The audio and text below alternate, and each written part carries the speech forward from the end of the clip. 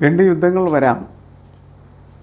കാരണം താൽക്കാലികമായിട്ടുള്ള വെടിനിർത്തൽ കൊണ്ട് എന്തെങ്കിലും പ്രത്യേകിച്ച് സംഭവിച്ചോ എന്ന് ചോദിച്ചാൽ കുറേ ബന്ദികൾ മോചിതരായി എന്ന്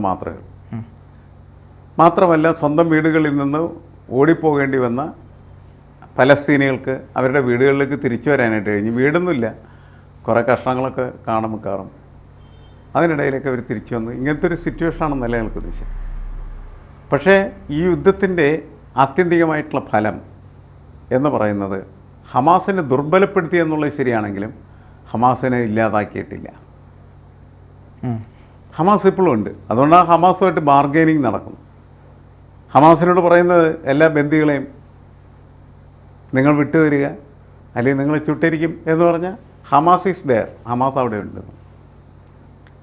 ഈ ഹമാസിനെ ഒരു വശത്തൂടെ ആയുധം ഉപയോഗിച്ച് തകർത്തുകൊണ്ടിരിക്കുന്ന സമയത്ത് തന്നെ ആ യുദ്ധം ഇസ്രായേലും അതേപോലെ തന്നെ പലസ്തീനുകൾ, അല്ലെങ്കിൽ ഇസ്രായേൽ പലസ്തീനുകൾക്ക് നേരെ നടത്തിക്കൊണ്ടിരിക്കുന്ന യുദ്ധം എന്ന് പറയാം ഏകപക്ഷീയമാണ്. ആ യുദ്ധം കൊണ്ട് പക്ഷേ ഹമാസ് എന്ന് പറയുന്ന സംഘടനയെ സമ്പൂർണ്ണമായിട്ട് ഇല്ലാതാക്കാനായിട്ട് പറ്റില്ല എന്ന് മാത്രമല്ല, കുറേ അതിൻ്റെ നേതാക്കളെ കൊന്നുകളഞ്ഞു എങ്കിലും ബാക്കിയുള്ളവർ ഇപ്പോഴും പ്രവർത്തിച്ചുകൊണ്ടിരിക്കുകയാണ് ചെയ്തത്. പിന്നെ ഓരോ ദിവസവും വീഴുന്ന ഓരോ ബോംബും പുതിയൊരു ഹമാസിനെ ഉണ്ടാക്കിക്കൊണ്ടിരിക്കുകയാണ്.